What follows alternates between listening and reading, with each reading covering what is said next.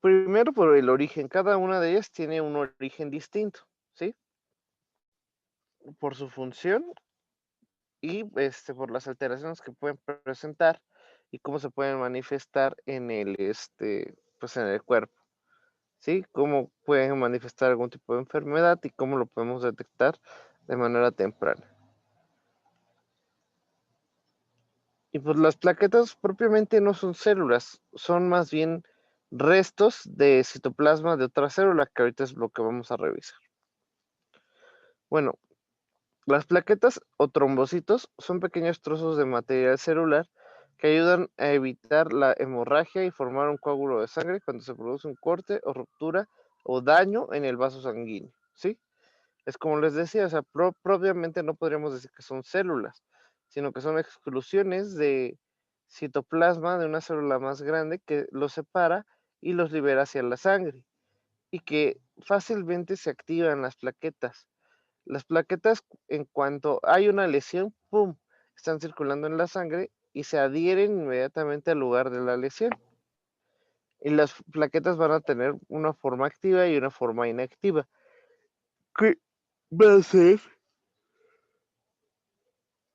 que se cambie o se modifique el perfil de la plaqueta? Pues cuando existen estas lesiones se liberan factores de coagulación. Principalmente en el caso de la lesión va a ser el factor tisular, que es un factor que se encuentra en los tejidos y que cuando hay una ruptura de alguna porción de tejido así se libera. Y eso hace que la plaqueta se pueda adherir más fácil al endotelio y activarse. ¿Cuál es el origen de las plaquetas? Bueno, pues las plaquetas vienen igual de una célula que se llama el hemocitoblasto, que de ahí da diferenciación al megacarioblasto y luego al megacariocito. Los megacariocitos son las células más grandes que hay, tienen un núcleo muy voluminoso y tienen mucho citoplasma. Tienen muy largos y muy grandes pseudópodos que son los que se van a desmenuzar o se van a ir descomponiendo a hacer exclusiones del citoplasma, y estos se van a liberar pues hacia la sangre, ¿sí? Estos se van a producir en la médula ósea y ahí van a madurar, y todas estas prolongaciones de su citoplasma que liberan, pues las va a liberar a la sangre, ¿sí? ¿Qué necesita una plaqueta para poderse formar de manera adecuada? Pues las plaquetas se van a ir formando en la médula ósea. Y esto va a ser, como les he dicho, a partir de exclusiones del citoplasma. Pero ya una vez que está madurado, toda la serie de las células que van a dar origen a las plaquetas necesitan un factor muy importante. Este factor se llama trombopoyetina, ¿sí? Y la trombopoyetina es una hormona que se produce y libera en el hígado y que tiene acción sobre el megacarioblasto o el preomegacarioblasto y el megacariocito granular y el megacariocito liberador de plaquetas. Este estimula a todos, es la hormona limitante de la maduración, crecimiento y producción de los megacariocitos para posteriormente la producción de plaquetas. Si no hay trombopoyetina, pues los niveles de plaquetas van a bajar. De hecho, uno de los tratamientos en los casos de pancitopenias es cuando hay déficit de las tres líneas de líneas celulares sanguíneas. Uno de los tratamientos es la trombopoyetina exógena. Después el primer precursor sería entonces el megacardioblasto, el cual se va a convertir en megacariocito. El megacarioblasto tiene como característica que el citoplasma es muy pequeño y además está bien delimitado. La proporción citoplasma núcleo está a favor del núcleo, tiene muy poquito citoplasma y el núcleo es bilobulado. Esas células poseen varios nucleolos y el megacardioblasto se diferencia se diferencia durante la trombopoiesis a el promegacariocito. El promegacariocito será una célula que se identifica fácilmente porque tiene un gran tamaño y porque su plasma característico antes de pasar al megacariocito es muy bien delimitado.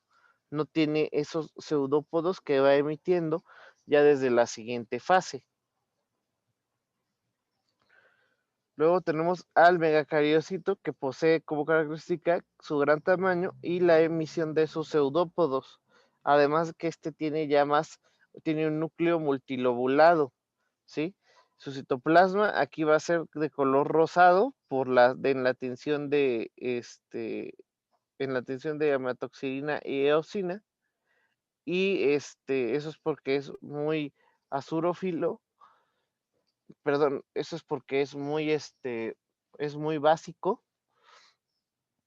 Y el megacariocito ya propiamente maduro, que va a ser el productor y liberador de plaquetas, posee un extenso citoplasma que en el cual ya no tiene ya no es basófilo y está totalmente cubierto por una granulación azurófila. Los valores normales, las alteraciones en el número de plaquetas, tanto en el tamaño como en su número, pueden ser la clave para la producción de un diagnóstico. Los valores normales en los recuentos van desde los 150,000 hasta las 400,000 plaquetas por milímetro cúbico de sangre. Cualquier disminución que nosotros encontremos debajo de eso le vamos a llamar trombocitopenia, pero no nada más es que ya tienes, por ejemplo, 149,999, ya te vas a desangrar. No, la trombocitopenia o plaquetopenia se va a clasificar en grados, ¿sí? Y estos grados van a ser con base a la probabilidad de sangrado que puede aparecer, ¿sí? Cuando nosotros encontramos plaquetas debajo de los 50,000, ya el riesgo sube bastante, el riesgo de sangrado sube bastante. Y las trombocitopenias se pueden asociar a muchas otras enfermedades. En la coagulación intravascular diseminada principalmente es por el consumo de las plaquetas. Las trombocitopenias se pueden distinguir en pueden aparecer por tres mecanismos, que es consumo, secuestro y déficit de producción. Esos son los tres mecanismos que van a hacer que disminuya. Entonces se los repito: secuestro, consumo y falta de producción, ¿sí? Por ejemplo, en la coagulación intravascular diseminada hay un secuestro y además hay un consumo de las plaquetas. En la anemia hemolítica microangiopática ahí hay un consumo. En el hiperesplenismo ahí lo que hay es consumo y consumo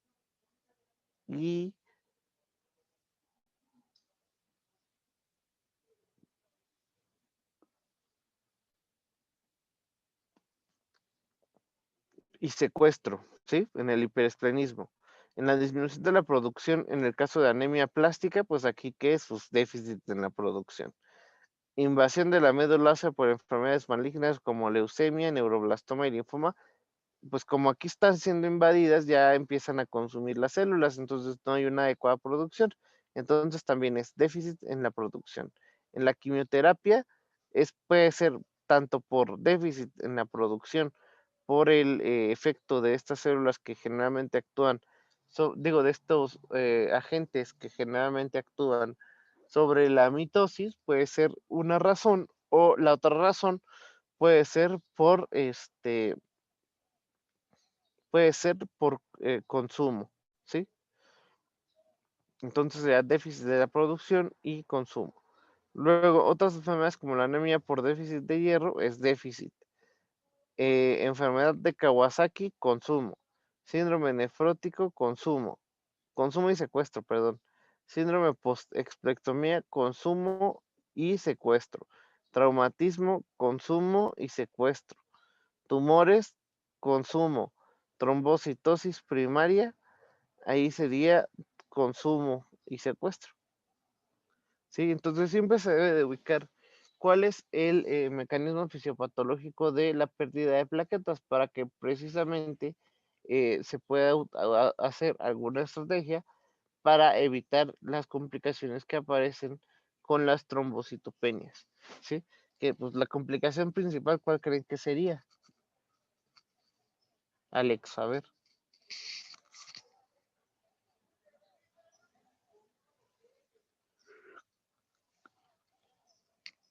¿Alex? ¿No está Alex? A ver, Celeste, ¿cuál sería la complicación principal de trombocitopenia?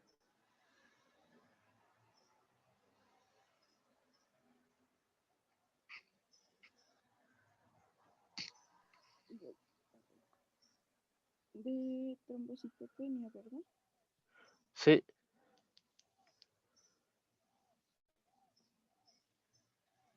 Ah, pues sí, o sea, de trombocitopenia, ¿cuáles serían las consecuencias? La más común. ¿De qué se encargan las plaquetas? ¿Cuál es la función de las Que va a haber plaquetas? hemorragia y coagulación. Hemorragia, pues sí, que va a haber hemorragia, exacto. Porque ya no va a haber quien repare las lesiones que hay en los vasos y por lo tanto va a haber sangrado. Sí, esa es la primera consecuencia, bueno, la principal consecuencia del déficit de plaquetas, de la disminución en el número de plaquetas.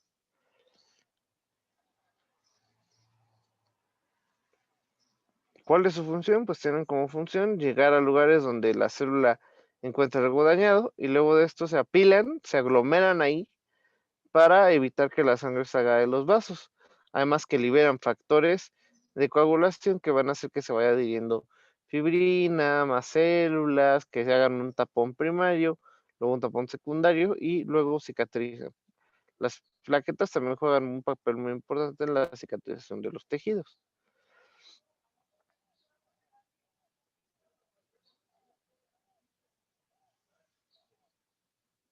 Entonces, las plaquetas forman coágulos que le llaman tapón primario para taponar un punto sangrante y controlar la hemorragia. Son detritos celulares, porque esa es la palabra, de la sangre y su vida es muy corta. Una plaqueta tiene una vida media de 8 días, de 8 a 9 días, ¿sí? Y actúan coordinadamente con los factores de coagulación. Los factores de coagulación van a ser los principales inductores del cambio de su perfil, el cambio de su perfil adherente a su perfil no adherente, ¿sí? Cuando nosotros nos hacemos un pequeño corte, se liberan proteínas de las paredes del vaso que se llama principalmente el factor tisular, que es el factor 5 de la coagulación, y este empieza con la producción de prostaglandinas, el cambio en las proteínas adherentes del endotelio, y esto hace que, uno, con las prostaglandinas se activen las plaquetas, dos, con los factores de adherencia, pues cuando las plaquetas van pasando por la sangre se adhieran y se muevan hacia el lugar de la lesión, y con estas ya activadas por las prostaglandinas y los tromboxanos, además de adheridas al endotelio, ya empieza su acción y se empiezan a aglomerar. Esto hace que empiecen a exhibir diversos receptores que van a facilitar la unión de otras plaquetas en el mismo tapón.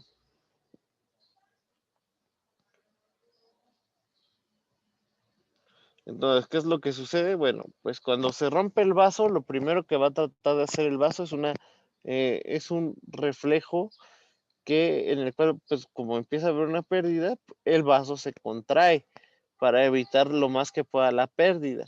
Posteriormente que se empieza a contraer el vaso, empieza a expresar diversas proteínas que le van a permitir que las plaquetas se vayan aglomerando ahí. Una vez que se aplican las plaquetas, también por otro lado va a desencadenar la cascada de la coagulación, que va a terminar con la formación de fibrina. Y una vez que está la fibrina y las plaquetas combinados con los eritrocitos que pudieran ir quedando atrapados dentro de estas mallas de fibrina, forman el paquete primario, ¿sí? Después de esto se comienzan a tejer finas hebras de fibrina, y van a formar el tapón de fibrina, que es el tapón primario. Una vez que se ha asegurado este tapón con las redes de fibrina, las plaquetas y los restos de los eritrocitos, es cuando ya queda tapado y empieza a cicatrizar, ¿sí? Es decir, van a llegar macrófagos que van a ir limpiando la zona de esas sustancias inflamatorias y además van a estimular la producción de colágena, de fibrina, de colágena, y de elastina para favorecer la producción adecuada de una cicatrización. Y eso sería todo. No sé si tengan alguna duda de lo de plaquetas. Entonces su primera fase es un hemocitoblasto Ujú. y después Esa pasa sería a la ser, célula progenitora. ajá, Luego y de ahí des, pasaría al megacardioblasto, luego ajá, al promegacariocito, luego al megacariocito granular y luego al megacariocito maduro. Todo ese proceso se llama trombopoiesis y es regulada por la intervención principal de la trombopoyetina.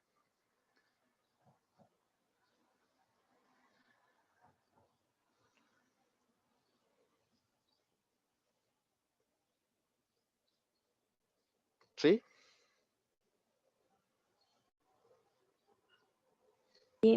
sí, ya.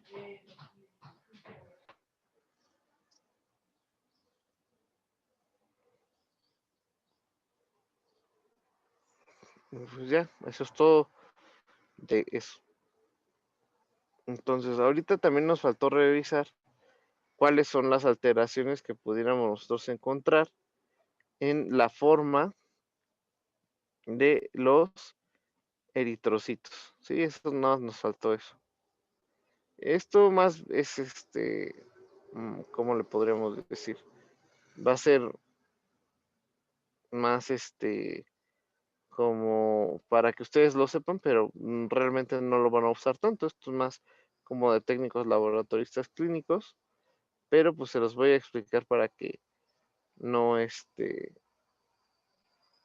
no se vayan a sentir este pues como que no, bueno, como que no hemos visto cosas de los eritrocitos porque realmente solo vimos lo de sus funciones, pero no vimos lo de la anemia, cómo se corrige una anemia. O sí vimos lo de anemia, sí, ¿no?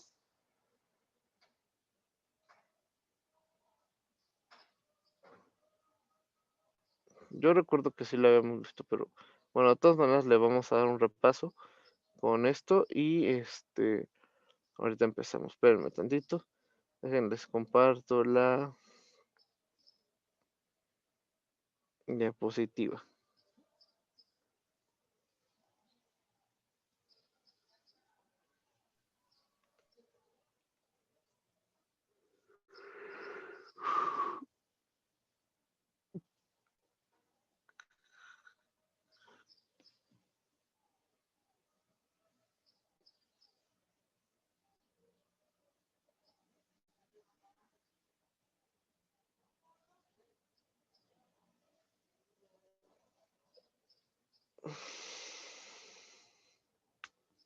Bueno, entonces en cuanto a sus alteraciones,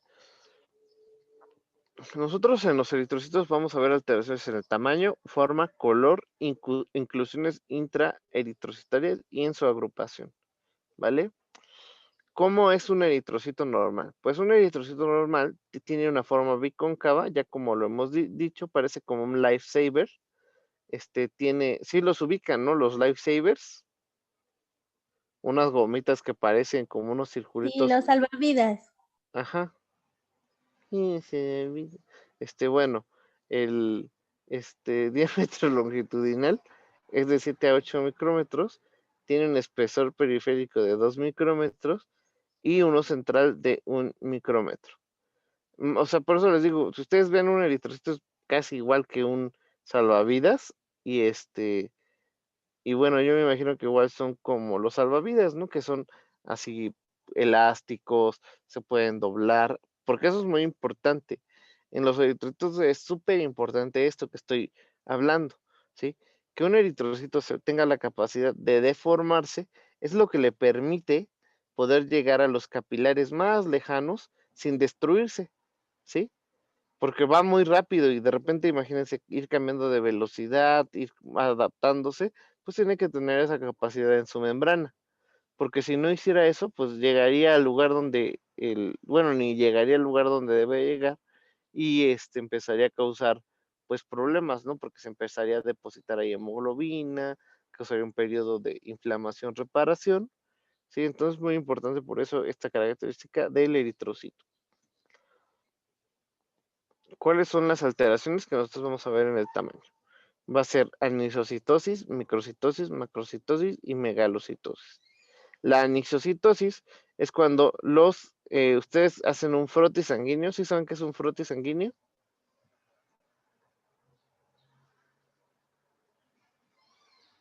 Chicos, No, no, bueno, yo no. bueno, un frotis sanguíneo es una preparación que se hace en el laboratorio en la que se coloca una gotita de su sangre en un portaobjetos y luego con otro portaobjetos la distribuyen a lo largo de toda de todo ese portaobjetos, ¿sí? ¿Es donde se hace el conteo de células? Ujú, sí, claro, bueno, ese es un conteo a la antigüita, ¿sí? Ahorita normalmente lo que hacen es que ustedes la llevan al laboratorio y en el laboratorio, pues procesan la muestra y lo corren y ya hay una máquina que lee cuántos hay. Pero sí, o sea, un método más arcaico es tomar la muestra, hacer una tinción de hematocilina y eosina o de azul de metileno. No, sí es ya ni me acuerdo. Es la tinción de Wright. Y ya con la tinción de Wright, este, nosotros nos va a dar coloraciones distintas y nos va a permitir ver eh, las formas de los eritrocitos y como tú dices, ¿no? Además se puede hacer un conteo, no solo de los eritrocitos, porque pues, no nada más hay eritrocitos en la sangre, sino también de los leucos. Más que nada, el frote sanguíneo es para apreciar la forma, ¿sí? Porque como les digo, ya hay aparatos que se encargan de eso. Porque para poder contar, se tiene que, además de eso, hacer algunos procesos y reacciones para que lo puedan leer. Entonces, ya los equipos automatizados hacen todo eso y evitan el error humano. Entonces, ya que se hace el frotis, pues ustedes pueden ver los eritrocitos. Y aquí, ¿qué es lo que ustedes pueden apreciar en estas dos imágenes?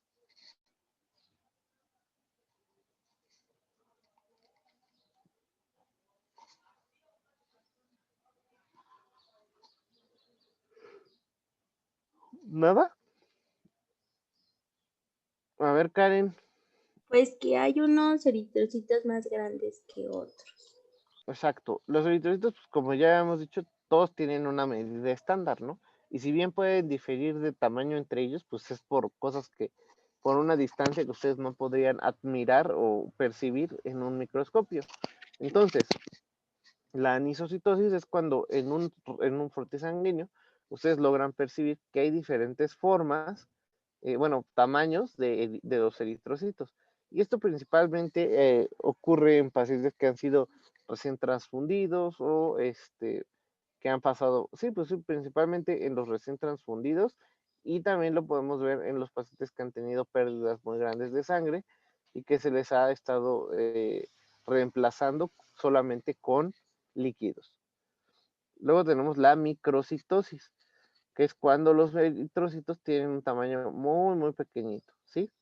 Más pequeño, o sea, que de hecho se ven como puntitos, se ven contraídos. Y esto principalmente ocurre en las anemias ferropénicas, que por el déficit de hierro no permiten que el eritrocito se pueda desarrollar de manera completa. y libere formas inmaduras hacia la sangre. Bueno, no inmaduras, pero no completamente desarrolladas, ¿sí? Luego tenemos la macrocitosis. En la macrocitosis, los eritrocitos de tamaño mayor aparecen, ¿sí? Entonces son eritrocitos que se ven abombados. Y en esto lo que nosotros podemos apreciar es que además de eso se empiezan a ver más tenues, ¿sí? Generalmente se asocia mucho el tamaño grande con un color muy transparente, muy rosáceo, ¿sí? Esto aparece principalmente en enfermedades hepáticas crónicas y en pacientes con alcoholismo. Luego tenemos la megalocitosis, en la que los eritrocitos tienen una forma ovalada y tienen mucha claridad central. Esto normalmente lo vemos en anemias megaloblásticas, que es cuando hace falta vitamina B12, ¿sí? Entonces los eritrocitos tratan de suplir la demanda de los eritrocitos del volumen, aumentando ellos de tamaño. Luego tenemos las alteraciones en el aspecto. ¿Cómo debe ser un eritrocito? Un eritrocito tiene que ser bicóncavo y sin núcleo. Eso es como debe ser. Y las alteraciones que tenemos son poiquilocitosis, acantocitosis, dianocitosis, drepanocitosis, eliptocitosis, equinocitosis, esferocitosis, esquistocitosis, estomatocitosis, excentrocitosis, queratinocitosis y dacriocitosis. La poiquilocitosis es una desigualdad que vamos a ver en la forma de los hematiz, ¿sí? En la que podemos ver hematiz con diversas formas, ya sea de disco bicóncavo, de haz, de hoz, de lágrima, de raqueta. Esto es lo que vamos a ver en la poiquilocitosis. Y esto se puede ver a diversas enfermedades. Principalmente puede ser la combinación de varias enfermedades, puede ser una anemia acompañada de un déficit vitamínico, puede ser un déficit en la producción en médula ósea. Luego tenemos la acantocitosis, en la que vamos a ver hematiz que tienen espículas irregulares, ¿sí? O sea que se ven como si tuvieran, se ven como minas de agua, ¿sí? No sé si las han visto luego en las caricaturas, te parece mucho una mina de agua. Y esto principalmente se ve en insuficiencias hepáticas severas. Y es porque la membrana del eritrocito empieza a perder su equilibrio, bueno, o sea, su conformación debido a a la ausencia de nutrientes en la sangre, y nosotros lo podemos ver manifestado como esto. Luego tenemos la dianocitosis, que consiste en la existencia de hematiz muy planos con forma de sombrero mexicano o de diana. Sí saben que es una diana, ¿no? Sí. Bueno, pues parecen una diana o un tiro al blanco, como le digan ustedes. Y esto también aparece en las hepatopatías. Luego tenemos la drepanocitosis, en la cual los eritrocitos tienen una forma de coma. Y esto principalmente aparece en las anemias falciformes, que son anemias que generalmente tienen un origen genético y aparecen también después de la hipoxia o de periodos hipóxicos. Luego tenemos la eliptocitosis, en la que los hematiz tienen una forma elíptica u oval, y esto aparece principalmente en anemias ferropénicas o megaloblásticas. ¿Esto qué quiere decir? Que puede ser tanto por déficit de hierro como por déficit de vitamina B12 o por déficit de ambas. Luego tenemos a la equinocitosis, también llamada estereocitosis o astrocitosis, que consiste en hematiz con espículas cortas y que se distribuyen regularmente en toda la superficie. Se produce en la uremia, que es una concentración alta de, de urea, y esto va a alterar la membrana de los eritrocitos. La uremia nosotros principalmente la vemos durante enfermedades hepáticas graves. Luego tenemos a la esferocitosis, que consiste en hematiz que tienen forma esférica y que habitualmente son muy pequeños. Se produce principalmente en hidrocitosis, anemias inmunohemolíticas y en enfermedades genéticas hereditarias que hacen que el eritrocito tenga esta forma.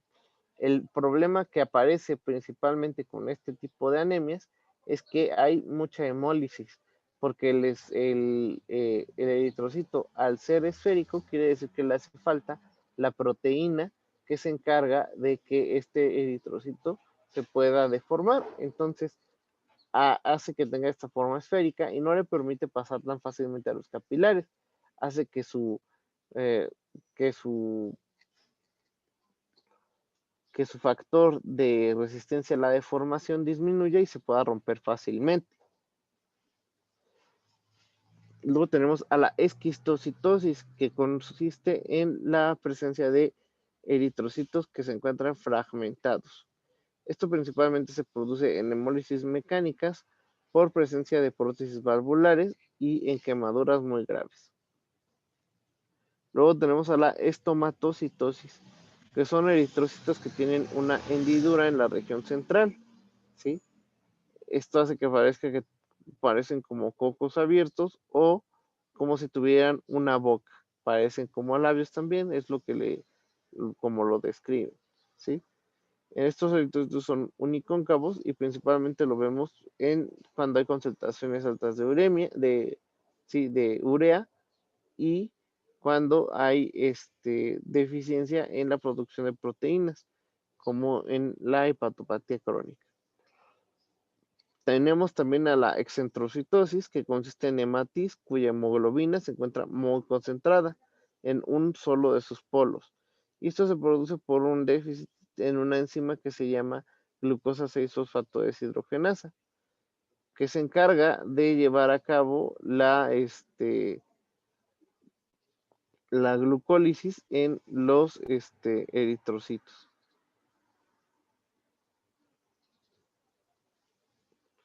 Luego tenemos a la queratocitosis.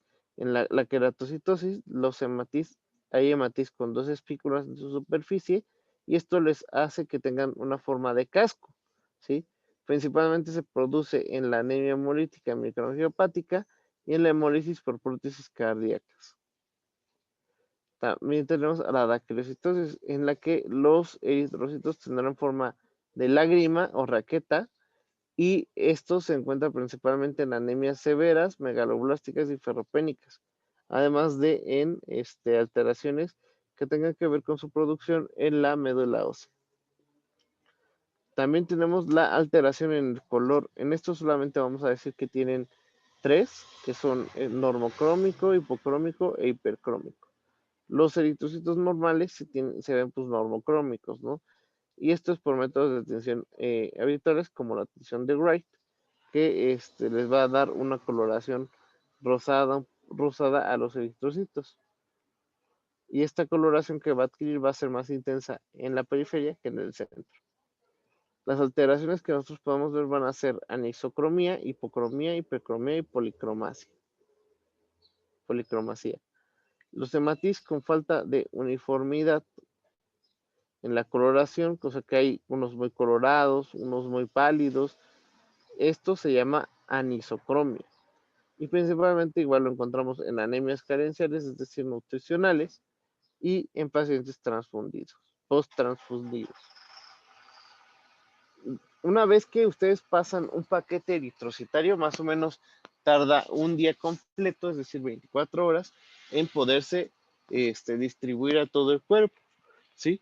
Por eso es importante eso, porque ustedes pueden encontrar estos hallazgos, bueno, pueden tener estos hallazgos incluso hasta 2-3 días después de haber transfundido a un paciente. En la hipocromía, lo que nosotros vamos a ver principalmente va a ser eritrocitos que se ven menos rojos que los demás, se ven como las porciones centrales de un eritrocito normal. Y esto principalmente aparece en las anemias ferropénicas. Luego tenemos la hipercromía, que son hematis que van a ser intensamente coloreados. Aparecen principalmente en anemias hereditarias y anemias megaloblásticas. Entonces, siempre por eso es importante que pregunten, que ustedes pueden deducirlo, como ya lo hemos visto, a partir de la biometría hemática en la serie roja, ¿no? Con lo de la concentración de la hemoglobina corpuscular media, el volumen corpuscular medio y pues ya, y el hematocrito. Con esos datos ustedes pueden saber o tener una idea de cómo es que está la población de eritrocitos en el cuerpo. La policromacia consiste en la existencia de matriz que presentan coloración ligeramente azurófila y estos más bien son células inmaduras, ¿sí? Que se llaman reticulocitos. Nosotros podemos distinguir un reticulocito de un eritrocito por la presencia del núcleo que tiene. Todavía lo está excluyendo. Y esto es generalmente cuando hay una pérdida masiva de sangre y se tiene que estar liberando formas inmaduras de los eritrocitos para compensarlo. Y por último tenemos a las inclusiones intraeritrocitarias. Normalmente los hematis solo contienen hemoglobina, pero en su interior, lo cual la hace homogénea. Sin embargo, otra vez escucho feo su micrófono. Perdón. A ver, déjenme acomodo el micrófono. Ok, gracias, Alex. No, ¿de qué? Luego tenemos las inclusiones intraeritrocitarias, que normalmente es cuando normalmente los hematis tienen hemoglobina distribuida de una manera uniforme, ¿sí? Que hace que esto tenga un color constante y que no se vea una acumulación de X o Y proteína en su citoplasma. Pero hay ocasiones en las que se pueden encontrar otros elementos incrustados literalmente en el citoplasma. Estos pueden ser inclusiones de sustancia granulofilamentosa o reticulofilamentosa que procede principalmente de restos ribosómicos agregados. Esto puede ser por un metabolismo malo, por una maduración incorrecta del eritrocito o por estrés oxidativo.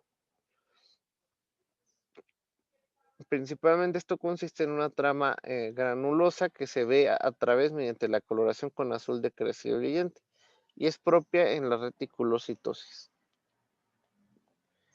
Otra cosa que podemos ver es el cuerpo de Howell-Halley, que es un residuo nuclear que consiste en un grumo visible en el interior de matiz. Se tiñe de un color que oscila entre rojo oscuro y negro y aparece en sujetos esplenectomizados y en algunos que pueden parecer espru celíaco o celiaquia. Otras inclusiones que podemos ver son los cuerpos de Heinz, que principalmente son, bueno, más bien que son precipitados de hemoglobina. Estos se producen en enfermedades congénitas que se comportan